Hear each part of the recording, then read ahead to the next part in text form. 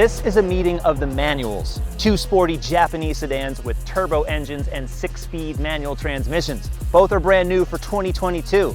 On Team Blue, Subaru WRX. On Team Orange, the Civic Si. Both of these cars are proof that manual transmissions do belong on modern high-performance cars. And you better go out and buy them before they stop building them. Or is this the beginning of the end? If old ways have to die, go out with a bang. For 30 grand, only the Volkswagen Jetta GLI comes as close as these two cars. That's it. There's no other brand new 4-door sedan with a manual transmission that's as fun as a WRX or an Si. And don't bother trying to find other car reviews on YouTube. Subscribe to CarGurus. We have hundreds of them. Time for fun. Yeah, it's winter. These two sedans are practical to drive all year, and they'll make you grin from ear to ear. Corny, but it's true. I'm starting with the faster car. And faster by a long shot. 271 horsepower and 258 pound-feet of torque. Yeah, I feel it. Definitely do. It's only 3 more horsepower than before, same torque.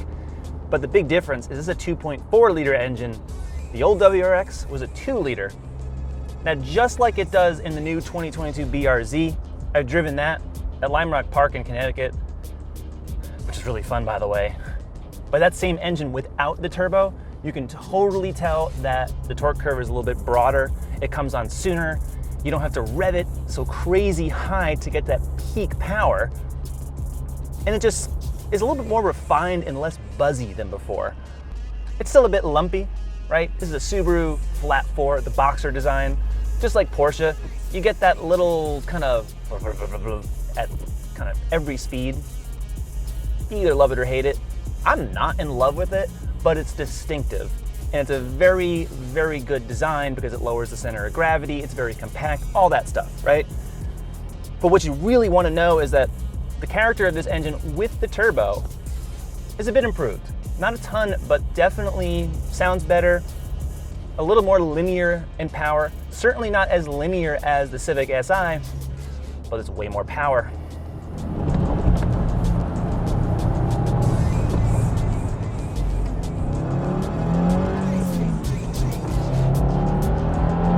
And I can say that even with less power than the STI, which is not yet out for this generation car, plenty, all you need, the handling is right there.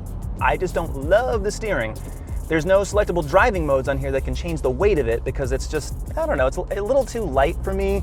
I don't really feel like I get a ton of road feel. Not much at all. I know it's there, I know the grip is there, I know the car is just gonna do it, but I'd rather feel it. I don't wanna trust a car, right? And you can't adjust this unless you buy the GT, which is several trims above this one. That's a new trim for 2022, but it's automatic only. And so Subaru saves the driving modes, adaptive dampers, and nicer Recaro sport seats for a trim that you can't get anything but a CVT. So that's questionable in my book. I think they should be bringing those upgrades to the lower trims with the manual transmission because most WRX buyers are choosing the stick. They don't want the automatic. Now the shifter itself, you get used to it. It's a longer throw design, it's a little notchy. I don't really like it, but I'll get used to it. And the response is good, I like the clutch action. It's easy to drive. I find it easier to drive than past WRXs. I remember having a 2011 WRX as a test car. It was only a 5-speed, when at the time the STI had the 6-speed. And on the highway it was horrible. You'd hear that engine and exhaust droning. The revs were so high. So in 10 years, 11 years, they've made some big improvements, and I'm glad they have. And that's not always the case with Subaru, because Subaru likes to keep things around for a long, long time and not really do anything. They don't like to mess with success. I think they should be changing more parts of the car. But hey, what works, works. The WRX has a formula. And I'm hopping in this 2022. I could be in any model year, feel right at home, and you will too. The WRX is now riding on Subaru's new global platform. The previous one was an older version than the Impreza that was out there, so they weren't matched up. This new one is a better chassis. It's safer, it's stronger. I can actually close the doors on these cars and hear a nice thud as opposed to a hollow metal ping. That's how Subarus always used to be. So that makes me feel better, but it also is just more rigid. It's better handling for that reason. Same thing as the Civic Si. There's more adhesives on the structure. It's stiffer, the center of gravity is a little lower. They've mounted the rear stabilizer bars on the body itself as opposed to the subframe, so that makes things stiffer, better handling. The suspension's retuned. These are all very subtle things, right? Matt Smith drove this car for the first time in California, came away with a similar impression because, well, if you've driven one Subaru WRX, you've basically driven them all. Driving at higher speeds, I definitely feel the WRX is quieter than before, and it certainly has more insulation by a long shot. It's not exactly the most comfortable highway cruiser, but it's definitely better, way better than before. Fuel economy is still really terrible. 19 city, 26 highway, 22 combined. Honestly, I think you could post better fuel economy numbers in a Corvette or a Porsche 911. So at this day and age, I don't know, man. I expect better fuel economy from Subaru. I know this is the performance model, but wow, kind of wasteful. Of course, the real selling point for the WRX is all the turbocharged power, but it's the all-wheel drive grip in any weather, right? Just kind of power through turns and whatever happens, happens. Maybe the tail comes out, maybe it doesn't. That's a rally car. When you come down to speed and downshift, everything just comes together with the brakes too. So while I don't love the steering feel, braking feel is excellent. Most WRX owners pick the manual by a wide margin over the automatic. But the fact that there's an automatic at all makes me question the WRX a bit, because the Civic Si only comes with a manual. What's that tell you? It means that Honda really cares about building a good manual transmission, more so than Subaru. Hondas have always had good manuals. I can't really remember a bad one. And the Si has been this way for over 35 years. Since 1986, when the first model came out, the Si has always been manual. And the fact that Honda in 2022 is still engineering it to be better is pretty impressive. That anyone bothers to care this much, but Honda does. The short throws on this shifter, they're 10% shorter than before. The spring load inside the mechanism here, Honda's is just 30% more. Now, these are all just numbers, but what you do is when you drive this car, once you get used to the short linkages, because the gears are really close together. I've actually misshifted a few times. Once you learn how it goes though, it's just second nature. It feels so good. The only car that I could think of that'd be better or just as good is a Porsche. Aside from the new mechanisms in the manual transmission, there's a lighter flywheel. That's what keeps the engine crankshaft rotating. It keeps the engine from stalling. A lighter flywheel lets you rev smoother, and it's let Honda install the Type R's rev matching system, so on downshifts, the car will do that for you, but I'm so good, I don't need that.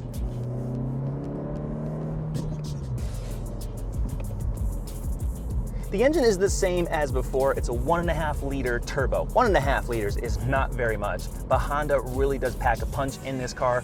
200 horsepower, 192 foot-pounds of torque. Now, if you're an Si fan, you'll know that's actually down 5. The Subaru went up 3 horsepower, the Civic goes down 5. Why? Well, they've actually made the horsepower curve at the top flatter. So instead of dropping as the revs go high to the red line, it actually stays more constant, so you're not dropping power as you're about to shift at the peak power line, which is just above 6,000 RPM. It also brings the torque on a little bit sooner, 300 RPM. These are really subtle differences, but I'm not sure if I can feel it, but you might. And the fact is, 5 horsepower, not gonna be great either way. Plus or minus, whatever. Would it be great to have more horsepower? Yeah. But you have to wait for the Type R for that. And the brakes are excellent. They're just really confidence-inspiring. Perfect engagement at the top of the pedal, so you get like almost no dead zone, and it's nice and stiff. Now, despite there being only 200 horsepower, This is a light car. It's under 3,000 pounds. And it feels so good. It really does. Put it into sport mode. You get a little bit extra throttle response. You get a little bit extra weight on the steering as well. But even if you don't touch that, it just works. It really, really works. Because Honda also has a limited slip differential in this car. You don't see that with most front-wheel drive cars because there's so much power getting sent to that front axle. It's a mechanical limited slip. It's a gear system. They call it a helical system. And that just means that it doesn't require a lot of maintenance. It's Honda after all, right? That's what they're concerned with. But they're concerned with getting the power to the front wheels as evenly as possible. So when you exit out of turns, you can get on the gas and you know that you're not going to just start slipping and spinning. It's great. And what you get is just really smooth linear progression. There's no lag. There's no surge of torque that catches you off guard. It behaves like a larger, naturally aspirated engine. And because it's a Honda engine, it's smooth and it sounds good. There is some fake sound piped through the cabin, but it's not overwhelming. It's not bad. And if I didn't tell you about it, you probably wouldn't know. Steering and the grip, well, of course they're good. These are all-season tires. For $200, you can get the HPT, that's the high performance tire option that puts summer tires. $200, that's probably the cheapest way to get a set of summer tires, and you should probably order them. Of course, the WRX is the overall speed and grip champion. The SI is just not gonna touch it, right? But this is 400 pounds lighter, give or take. That's a pretty big difference. When you're removing the all-wheel drive and I don't know what else, but the Civic Si definitely gets out of its own way. And even though there's that big power deficit, it's not as bad on the road as you would think. Less weight, less mass, makes you go faster. Not as fast as that WRX, but it also gets better fuel economy by a long shot. EPA estimates this at 27 city, 37 highway, and 31 combined. Honestly, it makes the WRX look like a Ferrari by how much it drinks.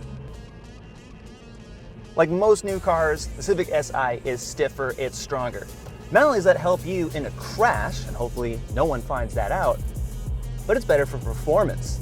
And with that, Honda has brought some components from the Type R, notably the suspension bushings and some of the rear suspension links. Those are directly from the Type R. Things are retuned more than before. I thought they were pretty great before, but now they're better. Compared to the WRX, the Si also has the better steering rack. Honda made a bunch of improvements to that too. It was already good, like I said. This one, there's just a lot of feel. The weighting is really perfect. I don't have anything bad to say about it, really at all. And as the loads increase, you can feel that change, right? You can feel it coming through your hands. You feel where the grip of the tires are. You feel what the chassis is doing. And the Subaru, you just don't. I know it has the grip. It's got all-wheel drive. I know it'll outgrip this car in the end, but for just driving around at, say, 30 miles an hour and then whipping on a back road even faster, I feel more confident in the Civic despite it being slower. So go figure that. You buy these cars for the performance and for the looks. The Si is most like an Audi S3. It's subtle, not much different than the slower car it's based on, and tasteful. The WRX is most like a teenage boy. It doesn't know how to dress. It's the car wearing a winter jacket with flip-flops. The WRX is the aggressor here. The bigger grille, the angled lines, the slimmer headlights, it looks pretty bold. And of course, there's a big hood scoop. It's functional, you gotta have it in a WRX. These fender flares and all the cladding. Is this an Outback? I'm not so sure because I liked how the previous WRX looked. It was sportier. This one, not for me. Now the greenhouse is familiar. It's a little tall for my taste though. Now the Civic, well, it actually is a lot sleeker and sportier because it's more than 2 inches lower in height and it's longer in the wheelbase. The front end is simpler than the WRX, but it still is sharp. LED headlights, those low beams put 4 lights on at the same time. It looks amazing at night. And you can tell the Si from a regular Civic with the mesh grille, the black mirrors, the black window trim, and the black 18-inch wheels. Now both exterior paints are exclusive to these models, WR Blue on the WRX and Blazing Orange Pearl on the Si. They really belong on these cars. The Civic keeps things classy. Nice clean edges, nice lines, polished black deck lid spoiler, chrome exhaust tips, red badging. Really tasteful. Over here, the WRX has some nice taillights. There's a cool looking texture if you look really closely on these LEDs, but there's a whole lot of everything here. You got a black strip connecting the taillights, this other deck lid spoiler with all these extensions all over it, bumper which has like 3 different tiers of plastic and cutouts that aren't actually cutouts. I think maybe they might use that for the STI later, but a lot of it's just fake and it's bulbous and it's all in your face. But regardless, they have big trunks. 12 cubic feet, and the Honda, 14. That's a lot in 2 small cars. It's the same vibe inside these cars. The Subaru has a way better interior, better than the old WRX, not the Civic. The new Civic puts discount luxury cars in their place. Cars like the Audi A3, the BMW 2 Series, the Mercedes A-Class. I've driven all those cars. They're not much better inside and they cost a whole lot more, like 50% more than where this Civic is fully loaded. This is how you do premium in a small car. The best feature is this honeycomb dash trim that blends the air vents into a single sweeping texture. It's got red outlines and toggle vents. It's old looking, and yet because so few cars do this, it's refreshing. There's a solid one-piece dash in its padded top and bottom. There's elegant climate controls with a display inside the fan speed control.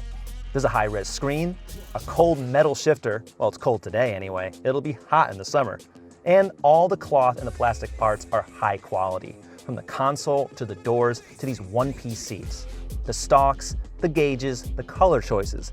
This is a car that doesn't need to try hard. It's good design that comes natural.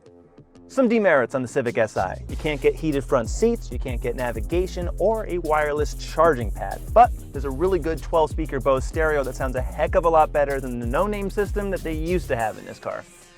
The infotainment is like other Honda models. Finally, it's really fast, you got color-coded tiles by function, it's really easy and quick to adjust settings, such as the sound, and there's enough physical buttons here on the side, seeking, volume, home and back. The early Civics of the 10th generation, they didn't have that. You can't get onboard Wi-Fi in the Si or navigation, but there's wireless Apple CarPlay and Android Auto.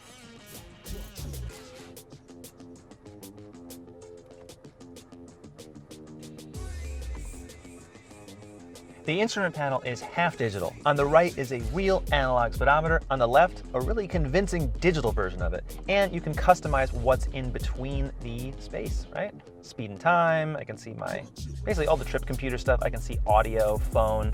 I like to put it on the turbo gauge, so at all times you can see what pressure it's at. That's fun to watch go up and down. Navigation, the driver attention monitors, throttle brakes, G-meters, anything you want.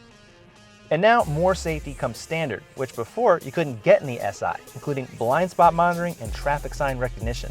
And Honda sensing is standard on the Si, which includes emergency braking, adaptive cruise control, all the features that the WRX doesn't even have. First off, both Honda and Subaru care about what you can see outside of their cars. Thin pillars, wide glass. I really like that, especially in the WRX. The way these mirrors are positioned, I can see right through them. It's really practical. And overall, especially with this new screen, the interior is much better than before. The WRX Premium has this 12-inch touchscreen. Now it either comes with nav or it doesn't. This one doesn't have it. And Apple CarPlay and Android Auto need a wire, not wireless. That's why they're grayed out right now. Not as convenient, but the technology is there. Overall, yeah, this works, right? Got all the functionality in it, but it looks kind of cheesy. These graphics and the icons, they remind me of the Nintendo Wii, and that was like what, mid-2000s? I think we need something a little better now. I think these seats are more comfortable and they're definitely better bolstered, especially down by my thighs and legs, than the Civic Si, but there's less attention to detail in this car than in the Civic. You get the feeling that this was all kind of clumped together. It works, but it's just not as nice of a form, design-wise. But there's more convenience in the WRX than the Si. You get front heated seats, dual zone climate, which you can control also on the side with these buttons and not just the screen. There's a wiper de-icer, rear USB ports, and auto up-down on all the windows, not just the fronts. Optional on this car is an 11-speaker Harman Kardon stereo. Kind of matches the 12-speaker Bose, so they're pretty much one-to-one in that area. But where they're not is safety, specifically Subaru's eyesight assist. They're not even available, nothing on a manual WRX. That car has everything, the adaptive cruise control, emergency braking. You can only get those features on a WRX if this is an automatic. And I'm sorry, in 2022, they should have figured out a way to make that standard. The Civic Si is 28,710 with extra charge paint and destination. It comes only one way. The other major option is a $200 set of summer tires. The WRX isn't priced yet, not while I've driven it for this video. This one is the premium, which is the second of 4 trims. Given the sunroof and the stereo option, I'd say this is about $32,000. A Volkswagen Jetta GLI is priced closer to the Si, and that's the only direct competitor to either car. Both cars are a value, and more important, both cars are really fun to drive. If it's a speed contest, the Subaru is going to win. All that extra power, the all-wheel drive, it's what makes the WRX such a legend on rally racing circuits all over the world. And remember, this is only the start. The new STI is coming later. If it's about a beauty contest, the Civic Si wins. The technology is also easier to use. And remember, this is only the start. A Type R is also coming later. Me, I'm partial to the Si for everyday driving, but what about you? What car would you choose? And what manual transmission car would you even consider buying? Go to CarGurus.com, subscribe, we have more reviews coming up, and remember, the manual transmission needs your support, and cars like these definitely deserve to be in your garage. Thanks for watching, see you next time.